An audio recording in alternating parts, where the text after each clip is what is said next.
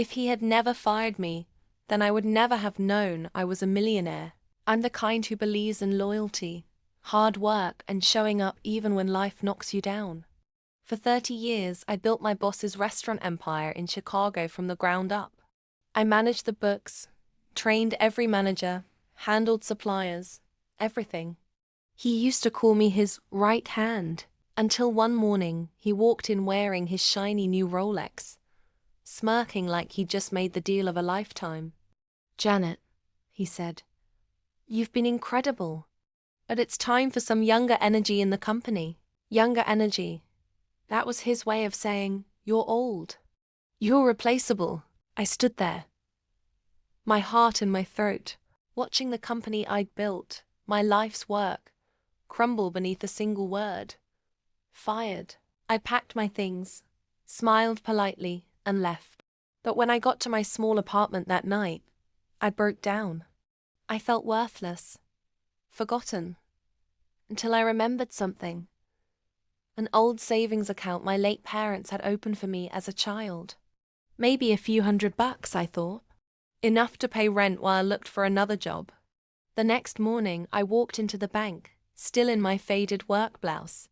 The teller smiled and typed my name into her system. Then her eyes widened. "Ma'am, are you sure you've never touched this account?" I frowned. "Why?" She turned the screen so I could see. Let's just say, I almost fell off the chair. My parents hadn't just opened an account, they'd bought stocks. Decades ago. In a small coffee company that grew into one of the biggest brands in the world. I wasn't just okay.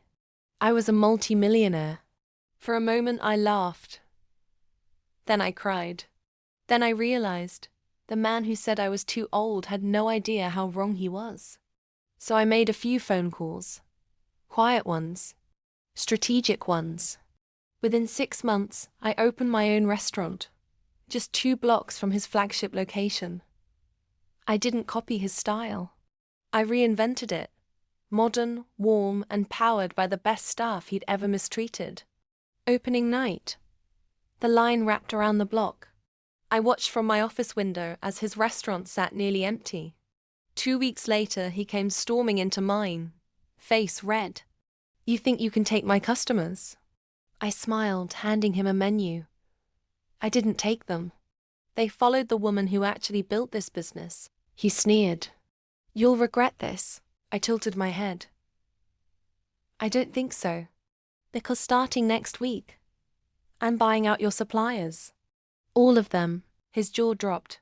"You can't afford that." I leaned in and whispered, "Oh, I can. You see, I'm not just the woman you fired. I'm the woman who could buy your entire empire before breakfast." He left in silence. 2 months later, his business folded. And as for me, I renamed my restaurant chain 55. Because that's the age he thought my story ended. If you love stories where karma serves justice with dessert, subscribe to my channel for more tales of power, comeback, and sweet, classy revenge.